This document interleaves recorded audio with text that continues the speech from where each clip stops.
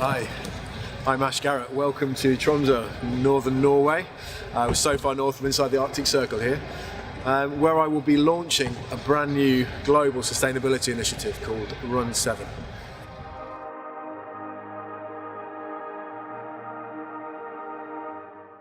Run7 is a global sustainability initiative. It exists to raise funds, awareness, and to create dialogue and action. To share the best of what's working around the world, to combat what I see as still a wide-scale apathy, a lack of knowledge and a lack of action around the sustainability agenda, most notably climate change.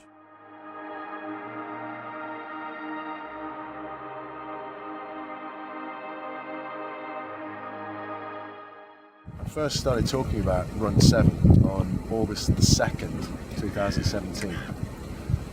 Deliberately, because that day is what we call Earth Overshoot Day, which is the day by which we use up more resources than the planet can regenerate within a year.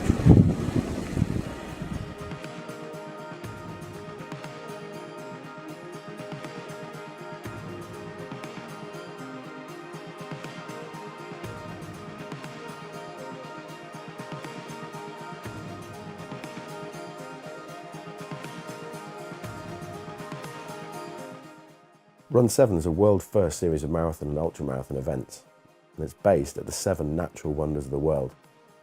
It's a story that I'm going to tell, a story that has as its heroes the most breathtaking, beautiful, epic and extraordinary locations on the planet. The Northern Lights, where this story and journey begins, the Grand Canyon, Mount Everest, Victoria Falls, the Paracutin volcano in Mexico, the Great Barrier Reef and the harbour at Rio de Janeiro. What better visual inspiration and provocation for us than a call to action to cherish the planet we call home than with these amazing places. And that's ultimately what Run7 is about. With the ice melt, the shipping lanes, we're going to industrialise that area. We're going to have transport going through, which interferes with the natural ecosystem. So the whales, the 100,000 narwhals and beluga whales that occupy these waters, their breeding, their conservation and their migratory patterns get interrupted, and the ecosystem changes as the water warms up. The omega-3 rich plankton get compromised, they don't survive. So of course the seabirds, that knocks onto their diet and then knocks on again to creatures like the polar bears who survive just based on those fatty reserves that get them through the winter. So we've got a knock-on effect that's really damaging every single part of that ecosystem.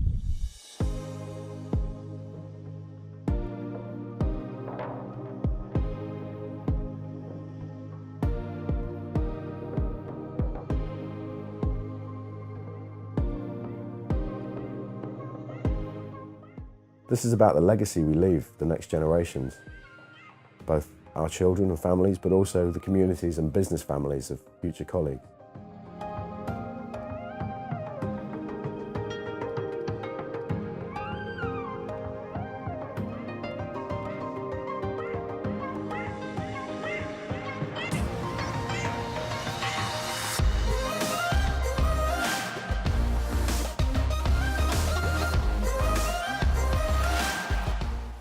I'm going to tell the story of these amazing locations by bringing to light some of the climate challenges across the geographies of these amazing places and raising funds to support initiatives linked to each one.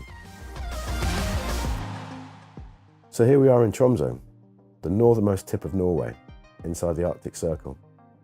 And the reality is that in this part of the planet, it is warming up at double the rate of anywhere else in the world. The Arctic ice has halved in size over the last 30 years, during our generation's lifetime, and we are now at a critical tipping point. I'm no climate scientist, but the simple facts are easy to understand, and that is, the white Arctic ice sheet reflects 80% of the sunlight, effectively bouncing back a lot of the heat. But clearly as the ice dwindles, what's left is dark Arctic Ocean, which retains 90% of the heat.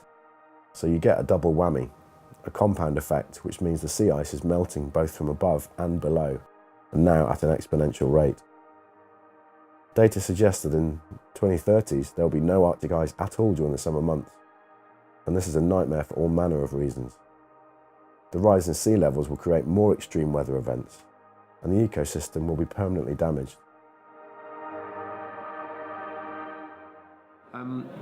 So why have I decided to do this undertaking? Clearly I could leave it to the politicians, maybe that's their job, but certainly my observations are that whether you're talking about Kim Jong-un in North Korea, Putin in Russia, Trump in the States, in a 2017 where we had more natural disasters than any previous year, it's taken the States out of the US, out of the Paris Climate Accord. We've had Brexit back at home, and even the longest serving politician, world leader, Angela Merkel's having challenges forming a coalition. So fundamentally, they've all got issues that mean they're preoccupied, short-termist, they're not seeing anything further than their own term in office.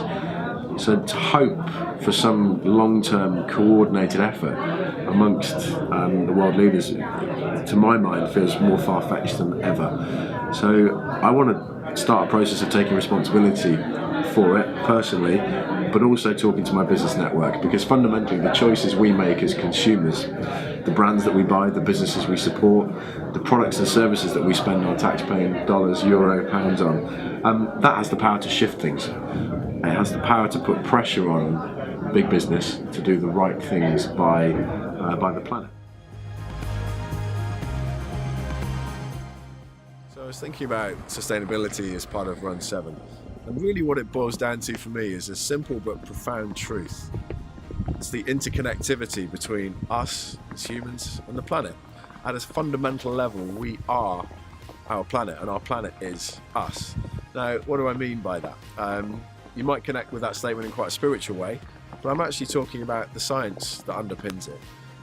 Let's think about that. So the air that we breathe, every day as humans, on average, we ingest and exhale a kilogram's worth of air. Now, air moves around the planet, so it warms up at the equator, it rises, and when you get this far north, it cools and sinks again. What that means is the air that I'm breathing right now, just 5 days ago, was the absolute other side of the planet.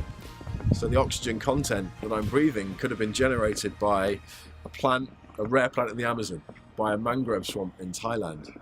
And if you're listening to this in the UK, the air you're breathing would have been generated possibly by a bamboo plant in China, the absolute opposite side of the planet. So what does that mean? Fundamentally, our ability to look after the earth and its resources, we're looking after ourselves. And if we don't do that properly, we compromise the planet's ability to look after us.